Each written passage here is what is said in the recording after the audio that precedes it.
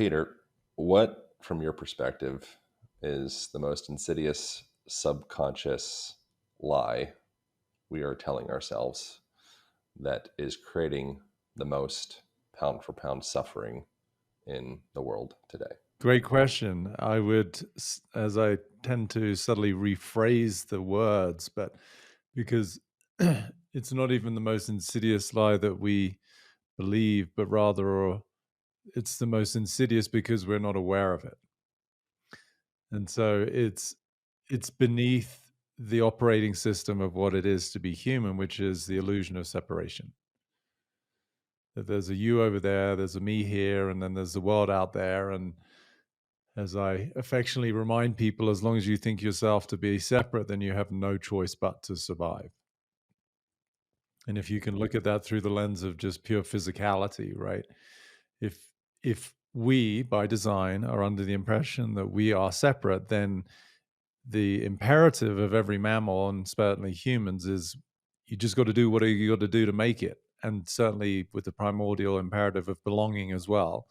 So then I have to become who I think I have to become in order to be accepted by the gang. So the coupling of those two leads to a lot of suffering. So final answer. How old is that belief? Is that since the beginning of time? Did our like salamander cousins have similar perspectives of that? Like, what's the origination of the belief of separation? Well, of course, the honest answer is I have no fucking clue, right? Because I mean, unless you're insinuating something about my age, but like I don't know. I would imagine, based on my own intuition and having studied human behavior for decades, that the dimension of planet Earth and what it is to be human, it's inbuilt. You know, meaning that this particular paradigm that we're in, one of the caveats of signing up to come to this beautiful shit show is that you're going to forget that you belong. So it's kind of like, you know, you go to Cancun, you're going to get sun. It's like it's inbuilt, right? You go to planet Earth, you're going to think you're separate. So I would assert, without obviously fully knowing, that yes, it's from the dawn of time.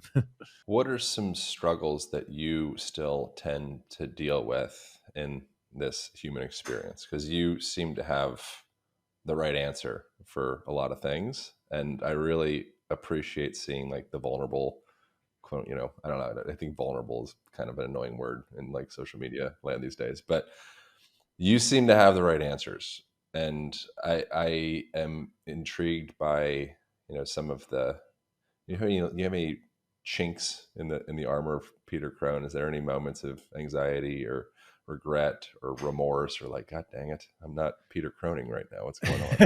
I need Peter Crone right now. Where am I when I need me most? Yeah. No, it's beautiful. I think the biggest chink in my armor was the fact that I didn't initially, many years ago, want to have a chink in the armor.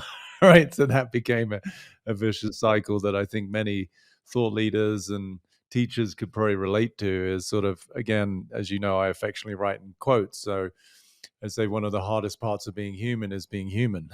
Right. It's the catch-22 where we don't want to show any flaws or imperfections. But when I got over that, then the chinks in the armor became something that I don't know if I'm proud of, but I really had compassion and love for, so which really up-leveled everything in my life, because not only did I become so much more at peace within myself, I became a better friend, I became a better lover, I became a better leader, I became a better teacher, because I wasn't trying to not be human, which I think, the quintessential guru on a pedestal can fall prey to quite readily, where you get the masses. I'm not at those dizzy heights yet, but it's seemingly growing exponentially, where millions of people start to just worship and adore you. And so that slippery ego of separation can start to manifest. Oh, I'm the one with all the answers, to even quote you. Like, I'm totally comfortable not knowing. I'm really okay just being clueless, So that was the biggest chink that I overcame. And now, for me, I think you and I share this, and why we're such good friends is, I think if there's a kryptonite within me, it's just that I fucking care so much, and sometimes in a world that seems to represent the antithesis of that, that can hurt. It's like I can get to those moments of, well, what's the fucking point? I'm doing the best I can to liberate people, help them discover their true inherent freedom, love, power, worth. But there's a world out there that's consciously trying to poison people and kill people, and it's like that can sometimes feel a little overwhelming and disheartening.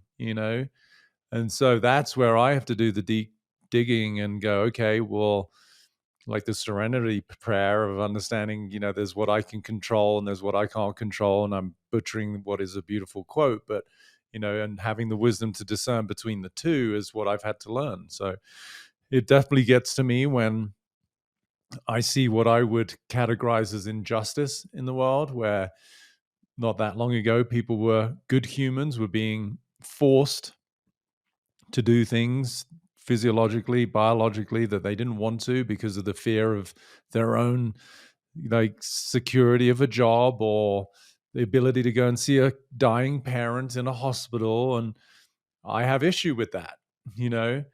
So they're the things that I probably now sometimes wrestle with, not even so much because I forgot who it was. I think a Jordan Peterson or something said, it's a lot of people try to stay safe by not speaking up. And he was saying something to the effect, it's actually way safer to speak up. And so now I've gotten to the point where I know I care.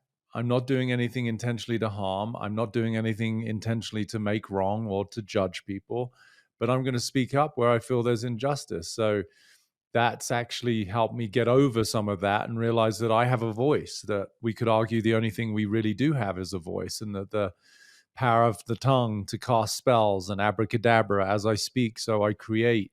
Am I going to be a victim of a circumstance, or am I going to use the power of my voice to perhaps transform it? So that's been my evolution, is to not be, even on the biggest level, at the effect of political corporate choices that don't align with my commitment to optimizing and helping humans, but really seeing, no, I'm in the arena too, and I have a voice, and those who are ready to hear will. And so basically, I guess I've overcome my chinks. You really think so? No, I'm kidding. I just think those are the things that still sometimes can plague me, is being a caring, very devoted, loving human in what sometimes occurs as a uncaring and disharmonious and dysfunctional paradigm.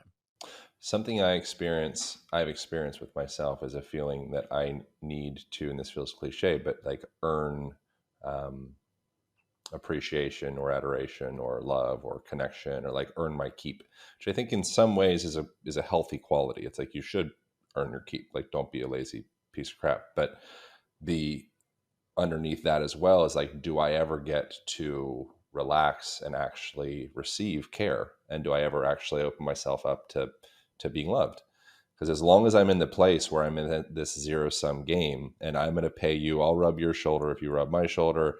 I'll pick you up from the airport if you pick me up from the airport. We do this kind of compensatory capitalistic love dance. Yeah. And I feel like that's something I'm actively working on unwinding within myself. Yeah. Why do you think that that's such a common? Do you think that that's capitalism that puts many people, or me, in that orientation? Or why do you think that is? No, so that's chicken before the egg or cart before the horse or whatever. It's like capitalism is the byproduct of that mindset. Right. So it's not because of, if you look at everything that's manifest in the outside world, it's an extension of the fundamental conditioning of our subconscious relationship to ourselves. Right. So when somebody attracts in a relationship where they might say, typically it's a woman saying the man, oh, I attract these men who are emotionally unavailable. So that's definitely their experience. And we can have compassion and we can have understanding and patience for their reality, but it's not the truth. If they were to really understand, then actually it's the reflection of where they're perhaps emotionally unavailable within themselves or within other arenas of their life. So capitalism, as an extension of the human disposition and the operating system that we currently function within, is really a reflection of where someone like Aaron, and everyone can probably relate to that, is under the impression that this love that we experience, that we could assert as our true nature, is some sort of transactional exchange. right? And that's what we've learned as kids, right? You know, kids are seen, not heard, or do this, do that. If you fulfill on this completed task, then you'll get whatever, fill in the blank: candy, toy, love, affection. And so it's built into the human conditioning that from a very young age, we're under the impression that in order to garner something of worth, it could be love, it could be wealth, it could be power, it could be status, it could be acknowledgement, we have to do something. And so that's deep in the conditioning of the subconscious patterns of what it is to be the current human being that is, as far as I'm concerned, limited, based in fear and suffering and dysfunction and disease. That's the current operating system that we have. So what you're working on, as I know you as a friend and I love and care for you, I can see that. But the attempt, the agenda, it's albeit subtle, it's a form of manipulation, either of yourself or environment, to try and garner what you want, right? Which is the ugly word. But if you look at it, and I know you're willing to look at it straight in the face, there's something you're saying about you that you don't garner that effortlessly, automatically, and naturally, right? So then you could trace back to your childhood and look, okay, where was I taught this mechanism? As I say, there's the language we use and there's the language that uses us. So for sake of this podcast, we're using language, we're using English. But the language that uses us is these subconscious patterns. So what's using Aaron at the deepest level is going to be something like, you know, you're not enough, or you're not loved, or you're bad. And so, okay, that's me. I'm over here with these sort of limiting narratives. And in order to get what we all inherently want, which is the belonging and the dissipation of the illusion of separation, with who I am is some sort of negation, I'm not this, I'm not that, then I will do what I have to overcome that. That's the exhausting part. It's also a lie, because ultimately there's no one out there sufficiently equipped with love, acknowledgement, value to compensate for your own inadequacy, right? That's what an addiction is, right? So I was on a hike with a guy and he overheard me help someone overcome something. He's like, holy shit, that was so powerful so quickly. He's like, have you ever helped people with addiction? I said, yeah, all the time. He said, well, how do you help them? I said, by helping them realize where the addiction is. He's like, what do you mean? I said, I don't do it with substance or sex or weed or nicotine or whatever it is. The true addiction is the idea of yourself. And so for someone like Aaron, again, knowing you and how big your heart is, actually anatomically as well as emotionally, but like how that is an addiction, right? If who you are and the way that you are for yourself is not fill in the blank, loved, wanted, good enough, worthy, then because you care, you're going to compensate for that to try and garner that. And it's an interesting dynamic in the subconscious. Whenever we're in negation, meaning if we're not something, which is usually a positive, right? If I'm not enough, enough is good. If I'm not loved, love is good. If I'm not safe, safe is good. Whatever the not is, the way that the current design of a human being's survival mechanisms is we try to cope and compensate for the absence of something that's good. So it makes sense that you are working on that, but I'd sort of be careful, because the working on it is almost reinforcing it, right? Like versus just seeing that it's a lie. That whether you get love or not, without sounding dismissive, it's irrelevant. You are love. Your capacity to love is infinite. And so it's the inside job of that. It's not for me to garner it from the outside world, because as I said, there's no human who has the capacity to fulfill on the void of our own narrative, because it's impossible. If I'm not loved, look at people who are entertainers, celebrities, athletes, who are literally adored by millions of people, who still have their woes and end up in rehab or have their addiction or whatever. Because so that to me is living proof that you could have millions of people who literally love you, but you still hate yourself. So maybe there's somewhere else to look. So that to me is a long-winded answer to your question, but capitalism as an energy, as a dynamic, is really the extension of this transactional energy, which is really born when we abandon ourselves in our childhood, right? Like that's the initial wound for every human being, is we abandon our true essence because we make an agreement unconsciously with our care providers, whether they be biological parents or otherwise, where we're like, okay, what I'm understanding in this dynamic in this household is I have to act a certain way in order to at least be safe with you and get food and shelter, hopefully throw in a bit of love here and there.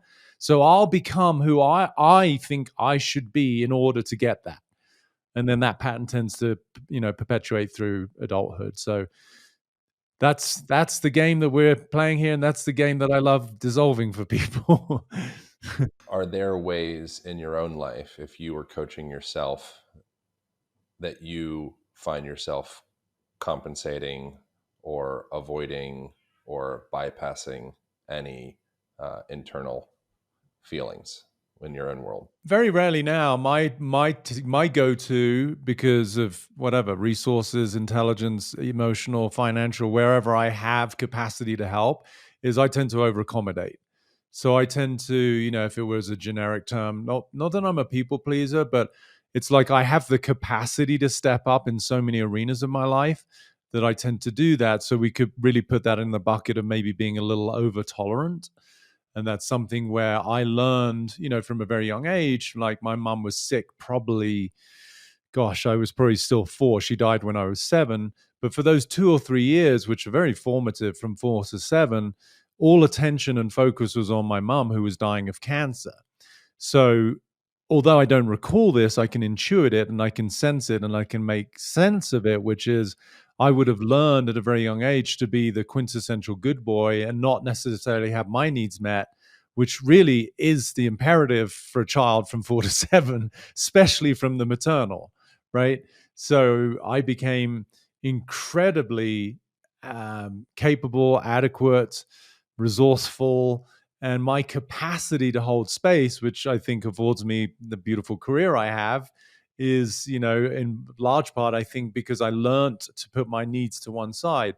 So I've, over the years, especially the last decade or so, you know, done a good job of reversing that and saying, no, wait a minute, my needs matter too, not in a selfish or needy way, but just in a very humanistic and biological way. What is the byproduct of one putting their needs aside and kind of enmeshing, for lack of better words, with a parent to take care of them? Gosh, I mean, they can manifest throughout life, in a myriad of different ways. But if you just feel into it, right? Like it's a denial of self. So it's a form of, if you look at the basic needs, right? Obviously the biological and shelter and food and sleep, but really we're talking about emotional needs at this level, right? Suffering to me is much more an emotional game, right? How do we overcome that, to go to your original question, which was great, versus physiological needs, right? I like to separate the two. We're always going to experience pain just by virtue of being these sentient organisms. But emotions, to me, and emotional suffering is something that can be mitigated, if not completely reconciled. So when we are emotionally not tending to our needs, it can look like, a myriad of things where people can develop stutters because they don't know how to express, or they're suppressed even in their ability to ask for things. It's the person in a relationship who will always compromise, whether it be something as asinine as the temperature of a room as you sleep, or who gets the food and who doesn't get the food. It's the ability to basically inhibit one's desires in order to try and get the ultimate desire, which is belonging and love and acceptance. So that's how it will manifest. Then, of course, that can really show up in a myriad of diseases, like from Hashimoto's to thyroid issues, hypertension, because there's this contained, unexpressed desire or want or need. So physiologically, that's where, I use the term dis-ease, right? The absence of ease, which is this emotional abandonment, will eventually, over time, depending on the constitution, if you're built like an ox, kind of like you'll probably get away with emotional suppression for a lot longer than someone who's slightly more genetically compromised, right? It will manifest in different ways. It could, people who, I just did my retreat for my mastermind, and this woman kindly came up and she said, your life, my work changed her life. She's one of the all-stars of the mastermind because her story was so moving. She completely neglected her needs to the point she attracted an abusive husband. She became a teacher, and she shared with me personally, and she shared this now publicly so I can share it, but she had developed bladder cancer. And she came up to me and said, it's all gone now. And she said she went to doctors and they wanted to prescribe all of the traditional chemo and radiation and whatever. And she said, no, I'm not going to do that. I know where this comes from. And with the work she did with me in the mastermind, she realized that her needs didn't matter. one part of the story she hadn't shared is that when she was a kid, her mum would lock her and her brother, I think she had two brothers, but anyway, at least a sibling in a bedroom, and that was it. They're not allowed to go anywhere. And as a kid, she needed to go to the bathroom. Like, she's desperate, right? And so she learned, particularly in that area of her anatomy, to suppress and to restrain in her bladder. And then she said, and it's crazy that I would become a teacher, because with all these young kids that I was charged with being responsible for, I would always forget or negate my need to go to the bathroom. So that right there is an expression of the resistance and inhibition, where emotionally she didn't recognize that's just a biological need. That's a natural urge, right? But she was able to, through this emotional compensation, deny that eventually ended up in a dysfunctional cancer. Once she reversed that and said, no, like, it's really important that I take care of myself, then the cancer, left the building. So it can manifest, I would say it manifests in everything that humans deal with. Is it okay that I'm asking you questions about yourself, by the way? I Oh don't yeah, want to be no, like I'm totally, intrusive. my friend. Yeah. Yeah, Yeah, no, absolutely. cool. We go way back. This is what, podcast 3 or 4 now, so it's about Something time like we get that. into Pedro's world. I always want to. I mean, that's Yeah. my preferred thing, and something that I experience is, I think, because you are so smart and you are so elaborate and Mm, you are able to make right of all things, because your capacity and adeptness with language and communication and kind of making everything kind of right. To mhm. me, sometimes something I experience with you is actually like a yearning to like feel you even deeper. Okay, I get that. Yeah. I And appreciate the compliment on both sides. yeah, and I'm not saying that I don't feel you, but Yeah, I like, that's something that I experience of like, I really want to like cry with you. yeah. Well, I think we've done that a couple of times. Certainly when you came to Tahoe and, we were talking about some of your addiction stuff. Yeah, yeah. No, Can I I? love that, and I love that about you, and you mean the world to me, and believe me, I'm not immune to crying. I was watching, We Bought a Zoo. I mean, I'd never even heard of the fucking show. Like, it was, um, I've forgotten who even the actor was, but anyway, it's a cheesy rom-com with Scarlett Johansson, and oh, I think it's, no, I can't remember the actor, but anyway, I was bawling, just at the, because I see all of the dysfunctions. Like, it's so stereotypical, but like the dad and the son and the acrimony between them, and you just don't care about me, dad, and it's like, but it gets to me because that's just everywhere, and it's like, why can't we all get along? Is kind of my world. So that's where I do get emotional. What are some of the hardest feelings that you have, um, present or past historically struggled to feel? The things that have been like, oh shit, that's actually, oh, it's a blind spot. I didn't realize that was really challenging for me to feel that. That's a great question. For me, one place that I don't think I've gotten to many times, and so I don't know if it's hard to, or if it's because I've managed to transcend the need for it, but it's anger. That's what I was thinking. I don't really get pissed, like, I think I've gotten to such a profound level of acceptance. And I think at times maybe that was compensatory, meaning not bypassing, but like I was so okay with everything, um, that it fell a little bit into that bracket of, like you were asking me earlier, where I would not necessarily speak my truth, like my bandwidth to handle was so vast that it's like, no problem, you know? And so, like, what we could call that healthy anger versus, like, dysfunctional anger, which is really on top of a lot of hurt, but now I think even over the last few years, as I expressed earlier, like, recognizing my voice, if it's in the bigger arena of politics and all the bullshit, that's gone on, that you and I sort of obviously aligned on, I wouldn't even categorize it as, I'm not so much angry, I'm just fighting the good fight from my perspective, like, standing up for justice and, the goodness of humanity. So I guess I've tapped into it a little bit more there versus like being too, as a kid, I was so shy as a kid, like, which people find hard to believe, but like, I just was super, super quiet. Like, I was the kind of quintessential hold on to my dad's leg, kid, really quiet. I was the quintessential good boy. Like, and so I didn't have tantrums. And again, that may correlate with the 4 to 7 years old boy not having space to be hurt or upset or not get the toy he wanted because mummy's dying, like all attention on mum. So I can imagine that maybe during those years, I'm speculating, not having the traditional childhood tantrums, like which was a precursor to maybe expressing anger, led to me never going there.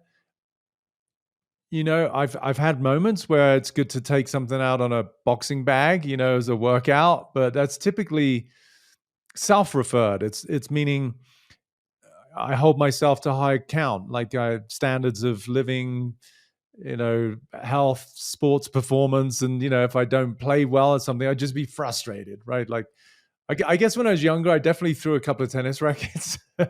um, so that I've had that capacity, but in emotional charged scenarios, I tend to be the peacekeeper. Like it's okay. Like I'll make space for anyone else's anger, but I still now recognize the importance of having boundaries, but I just don't feel the necessity to be angry about it. So All of that feels very resonant. I had very similar, not to project my experience onto yours, but very similar. My like uncle would call me mumbles because I just wouldn't really talk very much, and my dad, it was very kind of quiet, and my parents would like defend me and say like, oh, he's just an observer. He's taking it all in, but I would just kind of sit and observe things, and I was a little frozen in a way.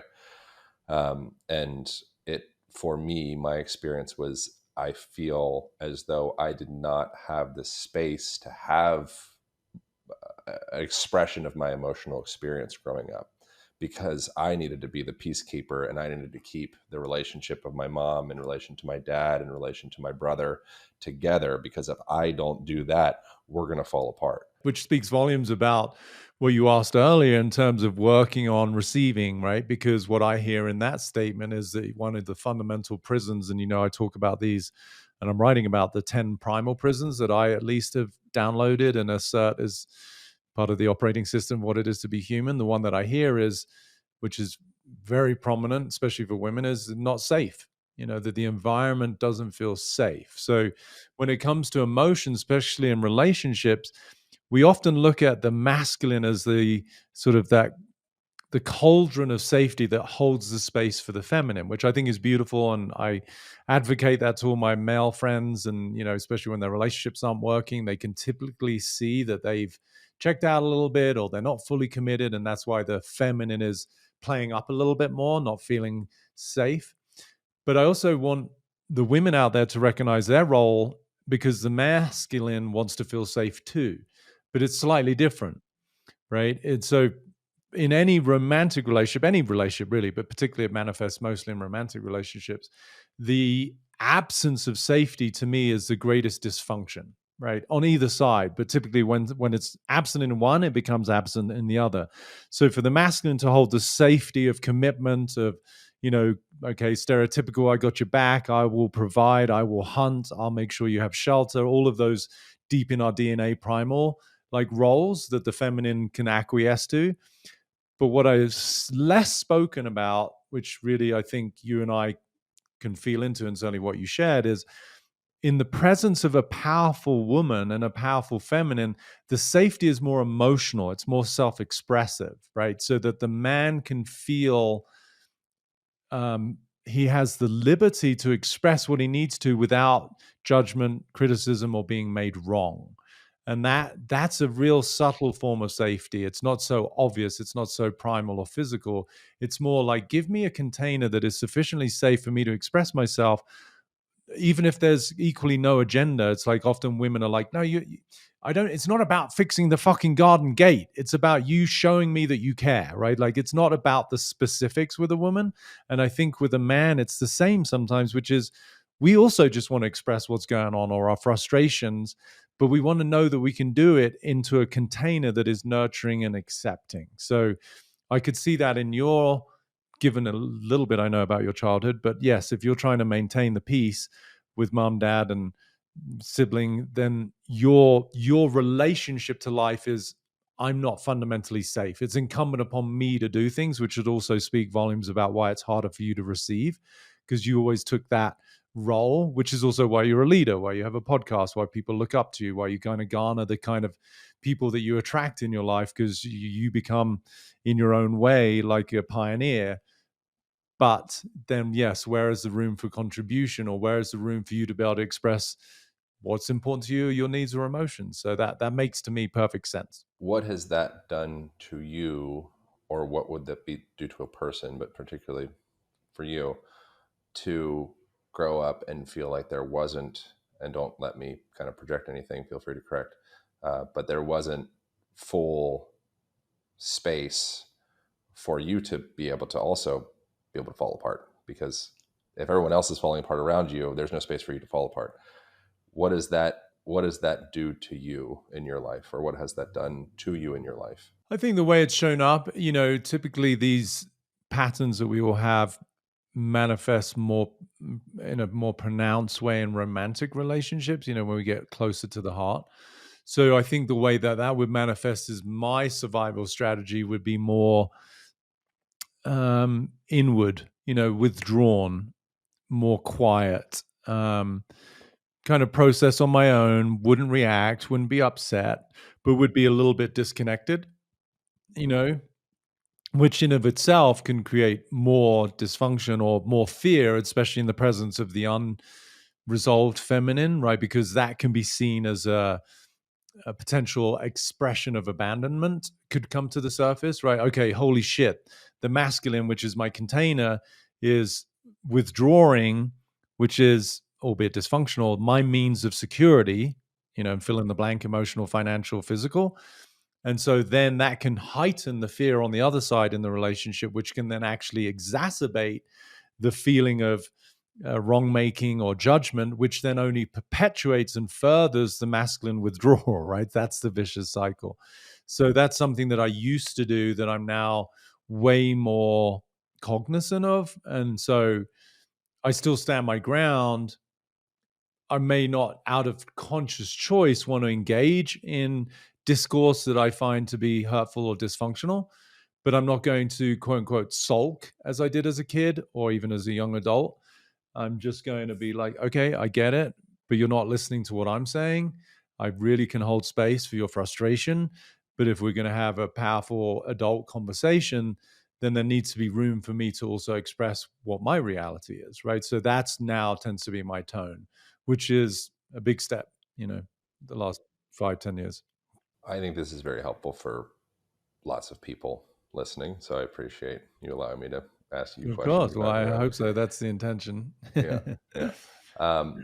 What do you need in those instances if you notice what could be considered like kind of a reactive defensive strategy? Not reactive bad, but like a Yeah. defensive strategy. Like, okay, like I'm going to withdraw, maybe disassociate as appropriate language, maybe not for you, but I think that can be kind of a thing. It's like, I just got to go. I got to get out of here. Yeah. What is it that you are protecting in that moment, and what is it that you could hear from your partner that would actually draw you out and bring you into your heart in that those moments? Or is it just you need space and that's just the way it is? Beautiful question, my friend. I mean, without getting too gushy, as long as I've known you, like to witness your evolution is really beautiful. I just want to reflect that. Yeah, it's really nice to see how deep your inquiries have taken you.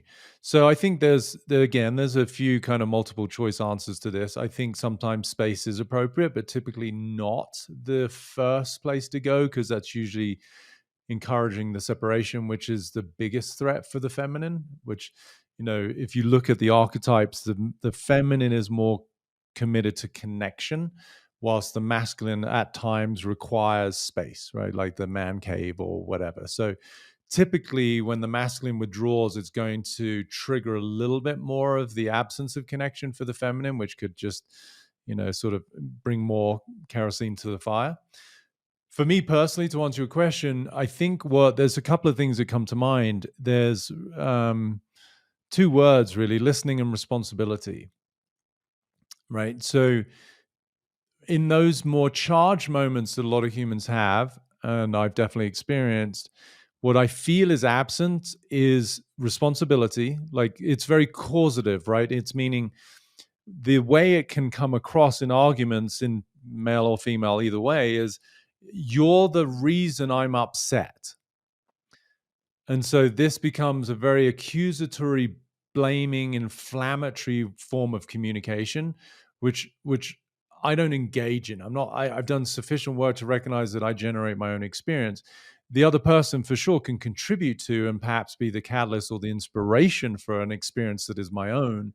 But I want to still maintain responsibility for that, whilst the courtesy, because I think, that is important in a relationship, to let somebody know what behaviors, words, expressions aren't so fun to be around. It's like we teach each other what we like and don't like in all arenas. So that's one of the things is, responsibility, that I'm not at fault, right? The fault making is something I don't enjoy. Like I have less and less time for that. I can be accountable for contributing. Maybe we all have our off days. Maybe I'm not so fun and buoyant as I normally am. I'm normally pretty fucking awesome to be around, but I might have had a low sleep night, or might be something going on in business that is a little overwhelming, and I might be just in my own world for a minute, and I don't want to be judged or criticized for that. So I think responsibility of one's own state combined with listening, which really speaks to the safe space, to know that I can express what I need to express, and it doesn't need to be like some course of action. It's not like, oh, okay, well, if that's how you feel, this is the plan. How about I'm just saying something? Like I'm literally just making noise, right? And men are usually typically bad at this, as the roles are reversed. Like I hold space. I get that people are just saying something. They're just making noise. And if I can find the treasure behind the words, that's why I feel I'm good at what I do. But sometimes we get into the minutia of what someone's saying, as opposed to saying, no, I'm just saying something. And I just want you to hear that I'm just saying something. And it's sort of a weird paradox of, it's like the void, right? Like it's like why people might scream on a cliff top or they pray, right? Like prayer to me is synonymous with really believing there's someone out there that holds a safe space. That's really all it is, as far as I'm concerned. I mean, there's obviously much more to it energetically, but for the person to feel that they can express themselves unencumbered, completely unfiltered, really speaks to the way that it occurs to them, whatever their deity is, that I can say whatever I want. And it's that freedom that is itself the healing component. It's not that, suddenly you get like whatever it is you wanted on the front doorstep the next morning. It's just that, no, I felt better because I got to say what I wanted to say. So it's kind of both the void, meaning you can say whatever you want. It's out there. Like, it could be like the Grand Canyon. You're just screaming your frustrations across. But I think in a dynamic relationship, it's actually a little bit more beautiful. It's the void, but with love. Right. So it's not only that this is a safe space to speak into where anything goes, but I got it. Right. So it's not just like, imagine a projector in a cinema. If you took away the wall on which the screen sat, that light would be emitted into infinity and you never see anything.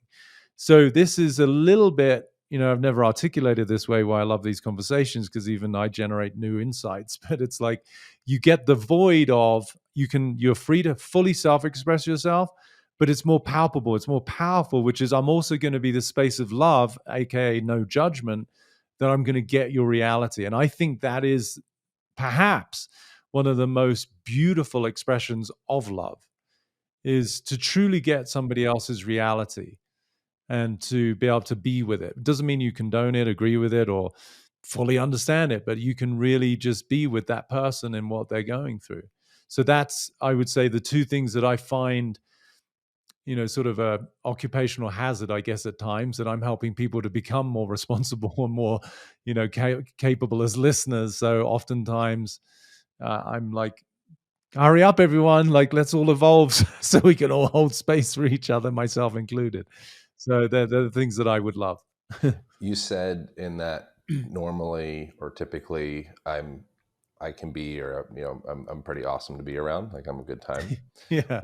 What does that mean for you, a person that is awesome to be around? Somebody who's just free, who's love, who embodies what I would consider the characteristics of the soul versus the shortcomings of the ego. So somebody who's living from what I would assert and what I write about are these innate qualities of freedom, of love, of pure possibility, of playfulness, to maintain that real sense of childlike nature and wonder and awe. And within that, there's forgiveness, right? There's patience. That you look at a kid. I was having this conversation with a couple this morning. I'm like, when your kids were growing up, they might even say they hate you. I can't imagine, not being a parent, how difficult that is to hold space for. And yet, if you're a doting, loving parent, you get that that's the kids just saying something, and it's an expression of their own frustration. So for me, when all of those internal survival mechanisms are sort of at least dissipated, transcended, or hopefully completely dissolved, we're left with the natural state of a being, which I think is to love, is to play, is to be curious, is to commune, is to create. And so that's what I want to be around, is people who are committed, obviously, to doing the work, because we all arrive, as I said earlier, in the shit show. And part of the agreement is that you're going to think you're separate and there's all sorts of shit wrong with you. That's your mission.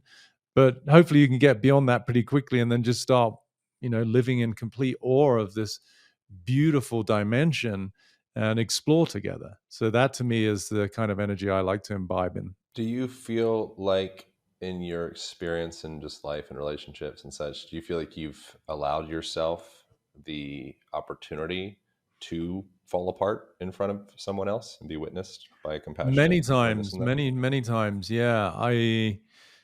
Um, I in all my relationships at some point, certainly romantically, but certainly early on, like there were, also doing the work, right? Whether it's workshops, courses, friends, coaches, whoever we go to for some sort of guidance. Like I have had no problem showing my vulnerabilities, to go back to that word, my weaknesses or my disappointments. As I said, I think just having done this work for so long, it's not to negate my humanity, quite the opposite. I think I've embraced it even more so now, that it's almost like making sufficient space for my flaws and imperfections or my feelings means that they don't carry much charge anymore. So, but yes, is the final answer, shorter answer to your question.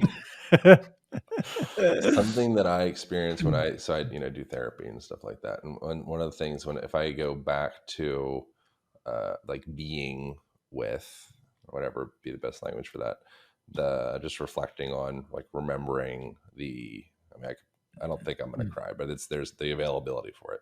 Yeah. My young boy of myself, I can feel myself becoming emotional. I have so much compassion for him. Yeah. Yeah. Yeah. Absolutely, as I do for you. And I think we as friends and people that we spend time with and get to know see that side of each other, right? So I can Mm. see that little boy, despite I've always, I think categorized you as like a bodybuilder meets a ballerina, it's like, but underneath it, I see this adorable little kid who was just shit scared a lot and Uh, overwhelmed and didn't know what the fuck to do, and so I think we'd both make pretty solid fathers, and I could certainly see you being the most quintessential dad to a little boy like that, and I think that's where I struggled a lot is, and also got to express a lot of feelings, is just like feeling for that young boy in me, like seeing there's not many components of my life that I look back on with any kind of, disdain or fear. But there's certain moments where I really feel for what I went through, and it's like just I can remember standing in my bedroom at 17, and my dad, we just found out, and through horrific means, right, through media, through the news, because it's a shipping disaster. It's not like, a dear friend called with compassion or kindness and stayed on the phone for a while. It's like, oh no, there's a boating disaster and your dad's died. It's like, it's not only death, it's harsh. um, and just standing in my bedroom that I'd grown up in since about the age of 4. We lived in a house for a couple of years before, but and I'm like, all I experienced, to go full circle to how we started this conversation, was complete separation. Like I'm alone. I'm alone. Like, and that, I mean, that can get me emotional. It's like, I think why, even during my school years, I was always the kid that would go up and embrace and befriend the new kid, who got transferred or started late, or who everyone else was making fun of, because they're the easy target. And I felt, I felt for them. I'm like, that's just the worst place to be, is this isolated unit. And so, yeah, I can see that little kid and how good he was. And there was a moment where I was in a potential form of danger. A babysitter's boyfriend was threatening to beat up on me because I wouldn't eat the food, and it's only my dad. He's at work because he still had to earn a living.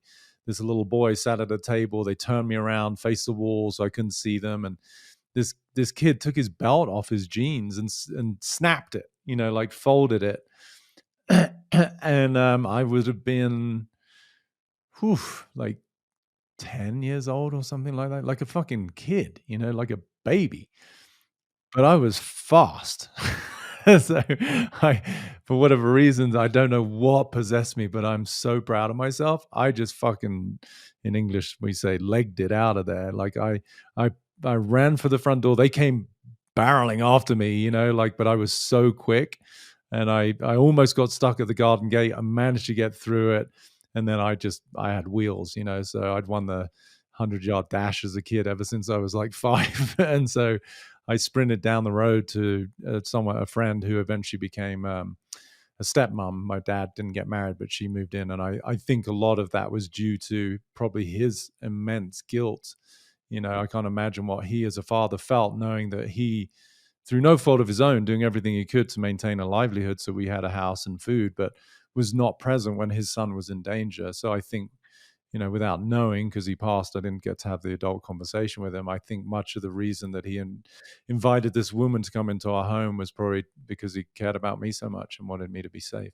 I feel like there can be some quote unquote toxicity in being accountable and being responsible and being sovereign and being all of that.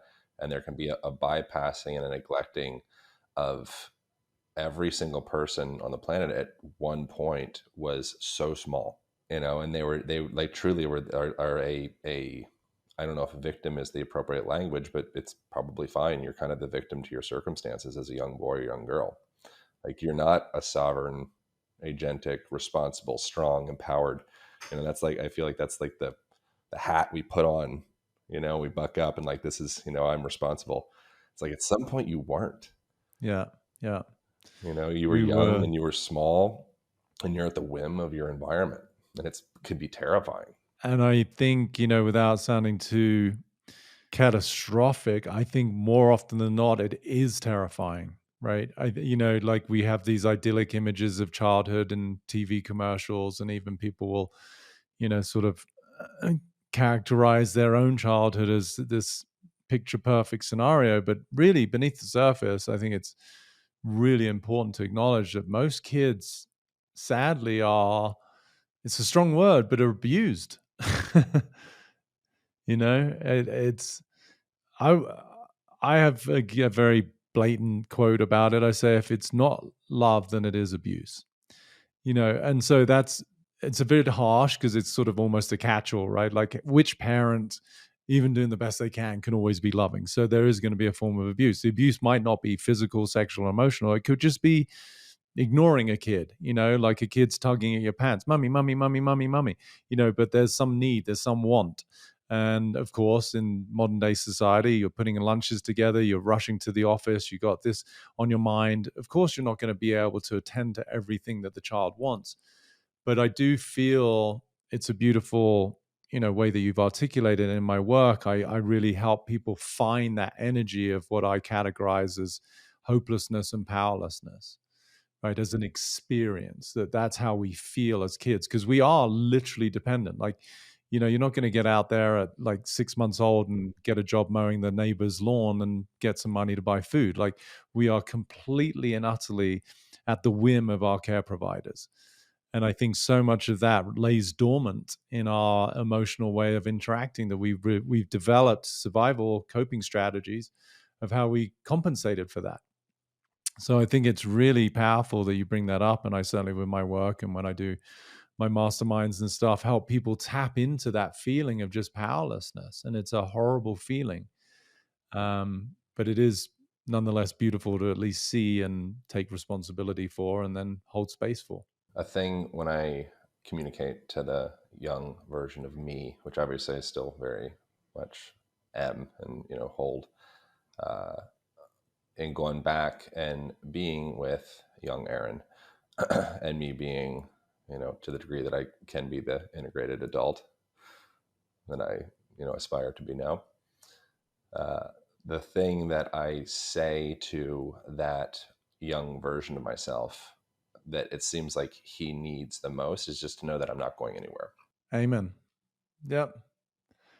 That's it. That to me is like sort of the okay, it's not completely curative because these underlying patterns have usually a lot of momentum and conditioning, but I felt the same for myself, especially because it was a visceral experience of separation, like being alone. Is I did a little retrieval and went into the woods and did a little, exercise where I found him by himself. And I take people through this exercise again in some of my work where I have people pull up pictures of their young self and it's very profound. And I take them through a series of questions. But the one that, often brings everybody to tears is what does that kid want from you? And when they tap into that, just the flood works. For me it was very similar. It's like just please never leave me alone. So threw him in my emotional backpack and took him with me. Is he with you today? Everywhere I go, yeah.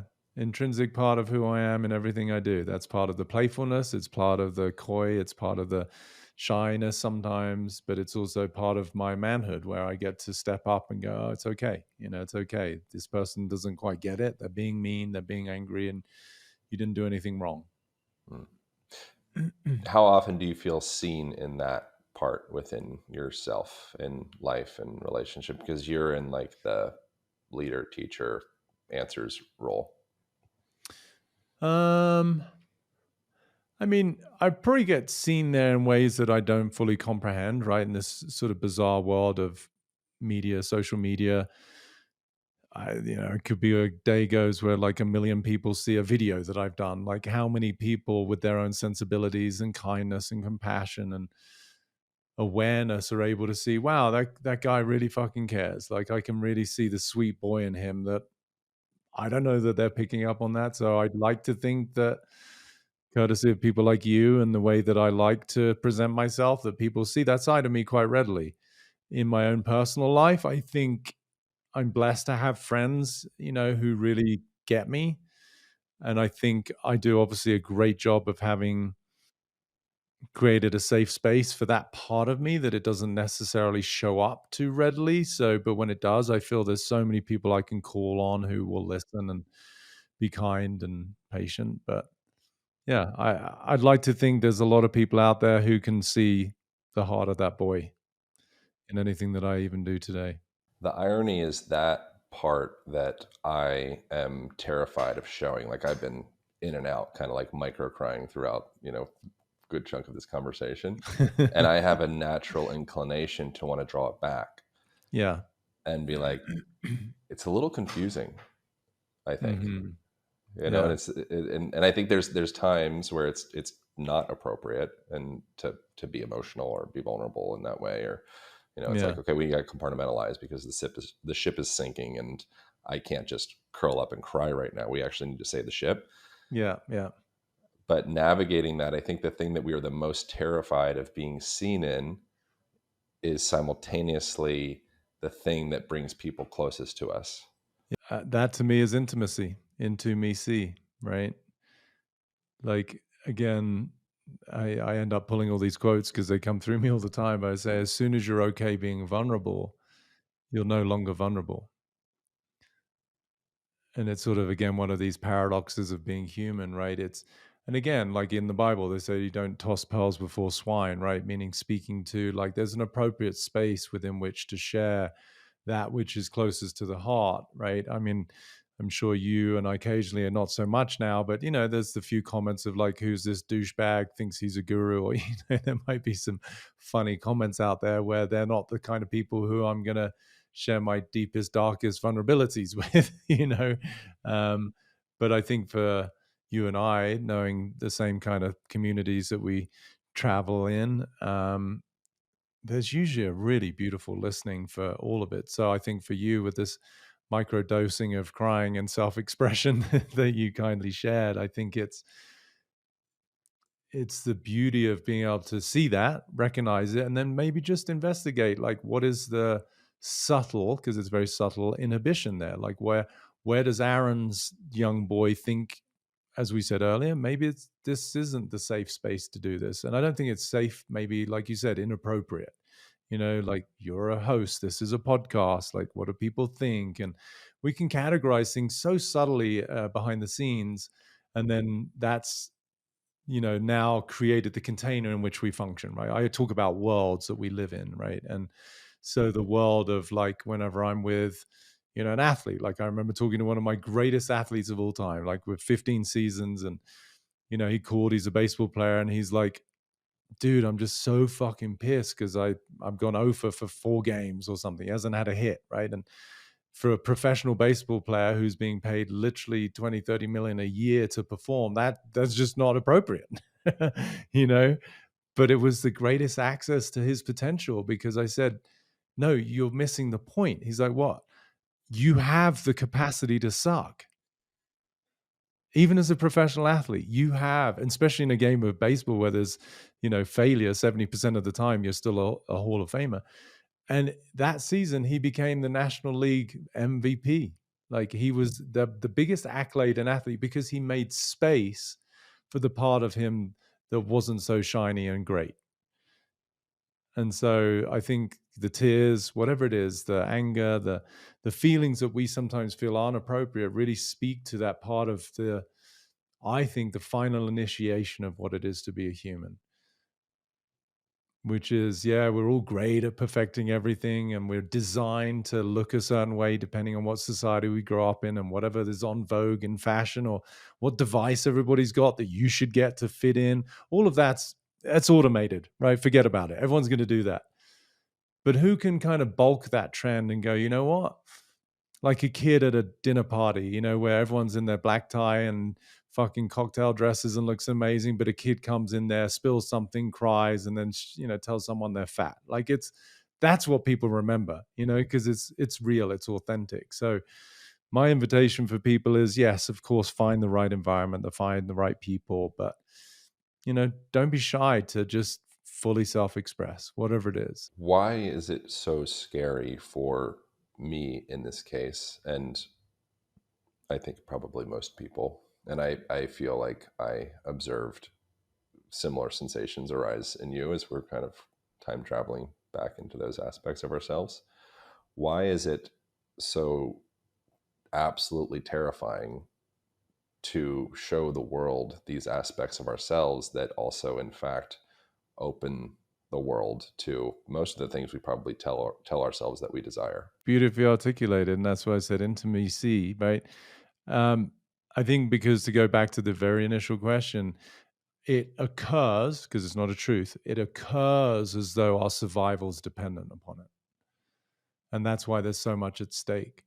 Because if we're not accepted, particularly by our peers, the group that we're so closely associated with, then in deep primal DNA ways, we're kicked out into the jungle where there's bigger predators. That's how deep the wiring is. Here, of course, now you just, you move to a different zip code, or you move to a different country, you'll be fine. You might even be happier. But it's still in the DNA, it's primal. So it feels as though sharing anything that we declare as inappropriate is in complete conflict with the primal need to belong. And that's scary. And yet it's also the most beautiful access to true connection. What is the function of relationship for a human being? Gosh, I mean, that's a whole nother podcast. But I mean, the actual dynamic of relativity is what's present in relationship, right? I had a distinct moment early on in my own, sort of bizarre but very fulfilling career when I started to realize some of these insights that seem to help a lot of people. I was about to go for a run, and I was in a shitty rent control apartment. And for what bizarre reasons, I don't know, but I put my hands up against a wall just by the front door, and I extended one of the legs back to stretch my calves a little, right? Not too much because I hadn't warmed up. Someone with your level of guru expertise with physiology, maybe it wasn't the best time to stretch, but that's what I did at the young age of 23 or 24. And I don't know why, other than to maybe share this distinction. As I got closer to the wall with my eyes, I became so disoriented because even though it was a shitty rent control apartment, the painter had done an impeccable job, and there was no flaws, no lines, no marks, no raised bubbles. And it was so uniformed, I had no sense of perception anymore. And it just realized, I know it's such a bizarre way perhaps for somebody to have a profound esoteric epiphany, but I was like, holy shit, unity doesn't have an experience, right? Oneness doesn't know itself. And I realized that the beauty of the human experience is relativity, and particularly relationships, because it's through the diversity and the comparison of other that we get to discover ourselves and ultimately our inherent nature, which is no different within each of us at the core, right? But it's only through the manifest and the physiological, the emotional, the psychological, the differences that we get to have some semblance of who we are. It's again one of my favorite quotes that really speaks to this. Everyone walks around, kumbaya, and especially in LA where we used to live, it's like every corner and every era one conversation is like, yeah, we're all one, man, or something in that vein, right? Which sounds great. And I'm all for it. But what hit me is there's an addition to that.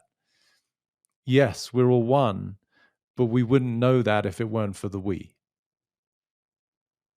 So that's the role of relationship. Diversity is the access to unity. Most of those people are probably bullshitting outside of like as soon as sex or money comes on the table, suddenly, Yeah. patch pants, Of, mountain spring becomes a very different person. patch pants. Yeah, enlightened squirrel. Yeah, I know. That's all just like invariably these conversations I've ever heard is someone desperately trying to be loved and accepted. In this case, it looks like just trying to pick up a chick at Erewhon. Right. Yeah. It's good Yeah. strategy. Yeah, Yeah. So righteousness. I think Ram Dass said something along the lines like righteousness is kind of one of the. I don't remember what he said exactly. Righteousness is kind of like one of the last stages of kind of delusion before actually coming to some place of actual true like freedom or enlightenment. That's not exactly what he said. yeah. But we get caught Yeah. up because we've done all of this work and we're doing okay in the world and financially doing okay and we've got this great brilliant yoga practice and we're stretching all the right ways and we wear all the right Yeah. clothes and we say all the right things. We've really refined ourselves. Welcome to the next level of your trap. Yeah. Because now you're like, wow, look at me. I'm amazing. I think this might be enlightenment. I think I might be a little bit better than these other people because they're clearly Yeah. not enlightened. Yeah. And They you're just don't like, do okay, they don't do now here we are. pranayama. Exactly. So now you're in the next trap. Yeah, of course. Yeah. Begin the trap. Yeah. Enter the stadium.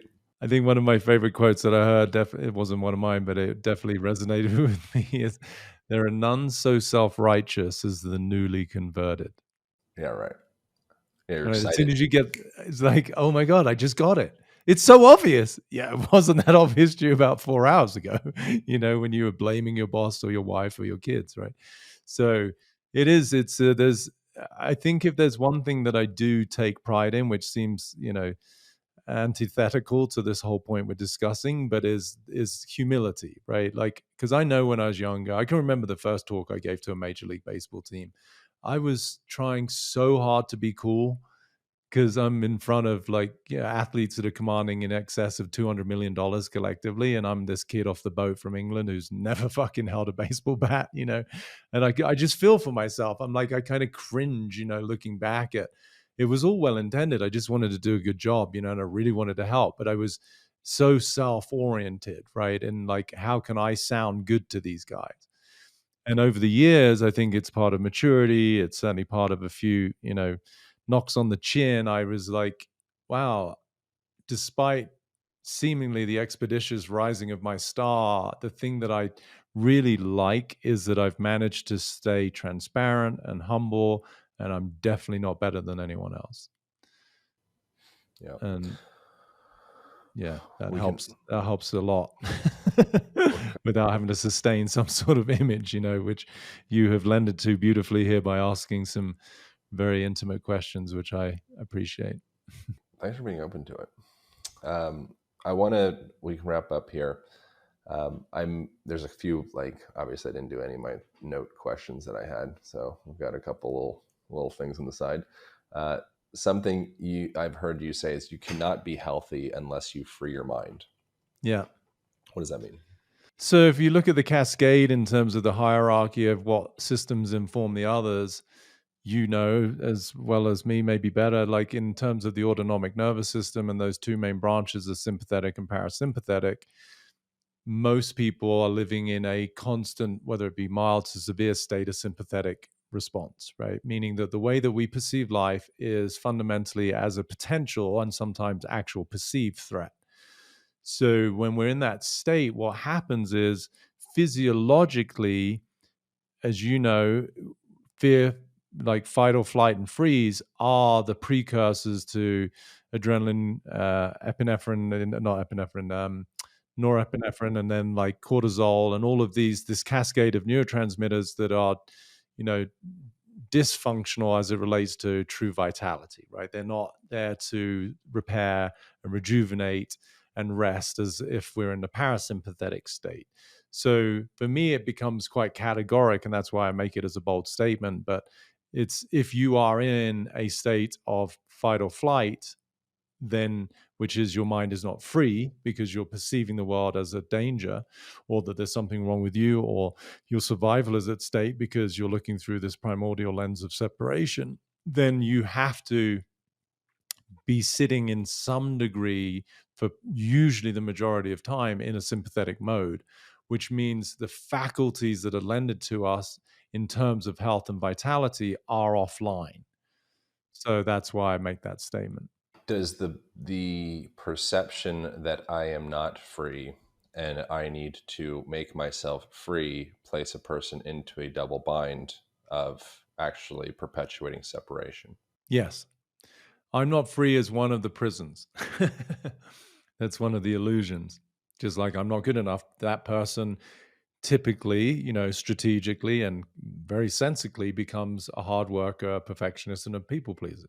That makes sense, right? As a compensatory behavioral adaptation to feeling I'm not enough. So if I'm not free, then of course I'm going to do everything to become free. That's the whole illusion of becoming. For me, it's an unbecoming process. You've heard me say before, I don't solve people's problems, I dissolve them, right? So it's a dissolution of the narrative and the constraints that are part of the subconscious that are actually confining the essence of our true nature, which is already ever present.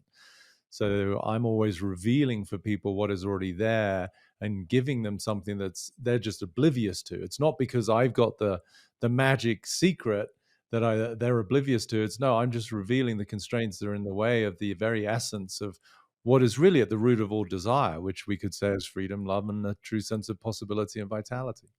It's there. We're just removing the shit that's in the way. So I am free in this moment, Yes, whether I like to believe it or not. correct. Looking through a lens, which we've delineated one of, fundamentally at the core, which is completely logical given the way you're brought up and being in this dimension of planet Earth, feeling not quite safe. So then, in your essence of freedom, looking through the lens of I'm not safe, you're not even walking around saying that, it's more visceral, it's more somatic, then freedom is compromised, it's diminished, it's lost.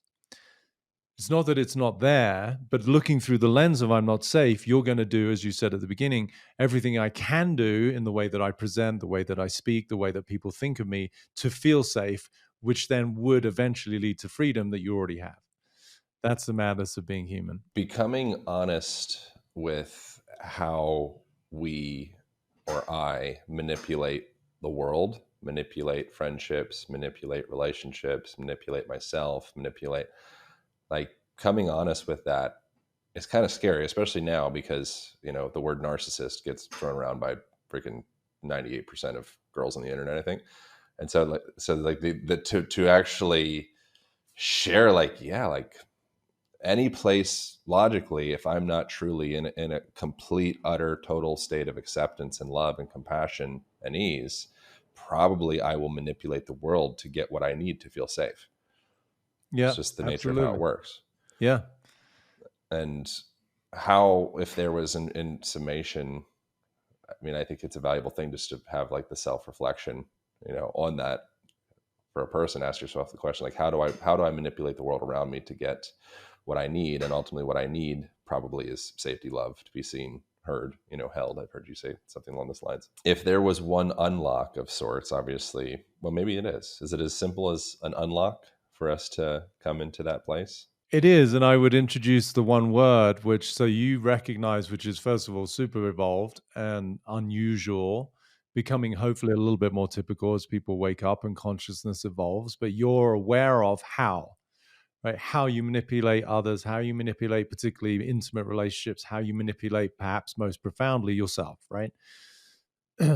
My invitation for people is to go a level deeper and ask why, because that's where the code lies. That's where the programming is. So it's one thing to be aware of the behavior. That's awesome. And oftentimes you'll get that in therapy and stuff, which is great. And then you'll be given prescriptions, hopefully not drugs, but new behavioral patterns to try, which sometimes become futile because they're still built on the original code. So how you manipulate, but what I do is I take people to why. What is it? Who are you for yourself at the most fundamental level of your own conditioning that you're oblivious to, that has those behavioral adaptations even show up in the first place? I'm afraid I'll be left. I'm afraid I won't be safe.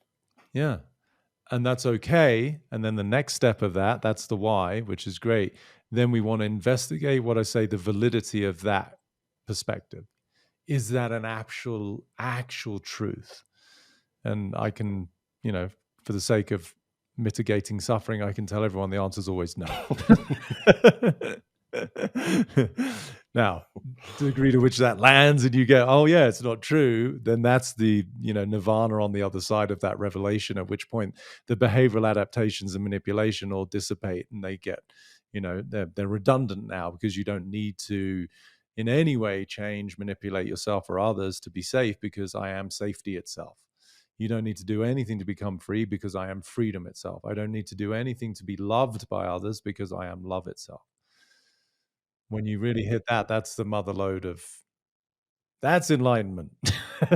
Does the old baggage of emotional charge stored in the body from the past need to be expressed, felt, processed in order to be able to actually truly come to that place of authenticity and freedom? Or can a person intellectually integrate that idea to create the change within themselves? Does that make sense? I think that's a little bit. Don't know 100%. I tracked every word. I think need is a strong word. I think it's intrinsically commensurate with the realization, meaning just as emotions got trapped in the body because of the code and the scarring of narratives that are limiting was unavoidable. So equally in the revelation of a newfound sense of freedom on the other side of the constraint, whatever's stored somatically and physically equally starts to be released. Now, can we facilitate that process through massage, breath work, detoxing, hydration, lots of whatever?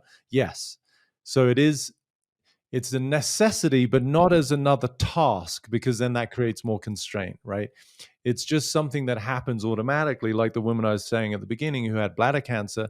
In the absence of the code that her needs don't matter, once that gone, and she realized obviously the antithesis, my needs do matter, then biologically her body started to release the energetic and emotional constraint around that particular area of her body, which was the precursor or the symptomology of the cancer that got created, right? So they're inherently connected. They're unavoidable. So usually when I'm working with somebody, as soon as they have a revelation, the first thing I notice is breathing patterns change, shoulders drop, there's a release of tension. Sometimes people will say they just felt the absence of something that they were previously oblivious to being there, meaning it's become so normalized. This one woman said, holy shit, my stomach just dropped 3 inches. I didn't even know it was tight, right? So it becomes normalized. So what I'm introducing people to is what's natural on the other side of what's become normal. So yes, it's a need, but not something that's incumbent upon the individual, but rather it's biological. It will happen. If it's not happening, then there's still more constraint to be revealed. Yeah, it's all bidirectional, whether you go top down or bottom up. Those are just words differentiating something that doesn't need to be differentiated. And it's a pretty interesting unlock of perception to start to perceive the stories that I hold myself within actually constitute my physical structure. Yeah, Which is pretty fucking wild. It's fucking mind-boggling, isn't it?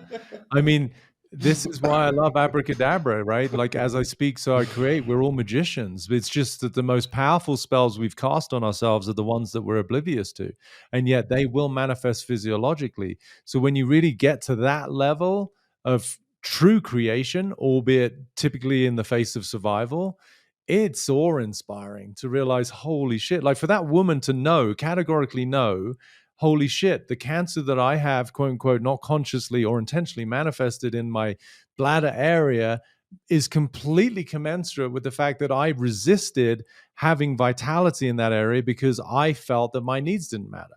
Like for her to make that connection and then to be able to do the dissolution of that, I mean, that's wizardry, right? So it's just where we have compassion and patience with each other is most of the things that are impacting our health, our finances, our relationships, we're oblivious to. And that's why, to me, it warrants compassion, especially to ourselves. So we don't know why we keep doing whatever it is that we're doing that we know sort of consciously is dysfunctional or disadvantageous or it's not serving us, but we don't know why. Like, how many people still smoke cigarettes? I mean, for decades, we've known from warnings on the packets to ads and friends that cigarette smoking is bad. But compassion is required because they don't know why they can't stop. Right. And that's the insidious nature of like these subconscious constraints that have been there typically for decades. And for me, that's why it's important to bring a lot of love, a lot of patience, and a lot of compassion for ourselves and others, because we're all doing the best we can within the limits of our own awareness. I think it's my favorite conversation we've done so far. Thank you for making it happen. Likewise, couldn't have done it without you. If people want to go deeper into your world, what's a good way to direct them toward your stuff? Well, if they really want to do the big, shift into a new paradigm, then the mastermind, petercrone.com, it's all there, all of my materials. If they want to just dabble a little bit, then petercrone.com freedom is my membership platform. It's like a conscious self-realization version of Netflix with over 100 hours of content. Super affordable, $29 a month. The mastermind is a 3-month, more of an intensive, kind of like a certification to become a new human being. And then otherwise just plenty of content that I spit out on the interwebs of at Peter Crone, Instagram, and all the rest. So it's pretty easy to find me. Thank you, bro. I appreciate you. Thank you all for tuning in. That is it. That is all. I'll see you next week. Thank you guys so much for watching. If you enjoyed that episode, you might also enjoy this episode over here, as well as this one over here. Thank you for subscribing. Appreciate you. I'll see you in the next video.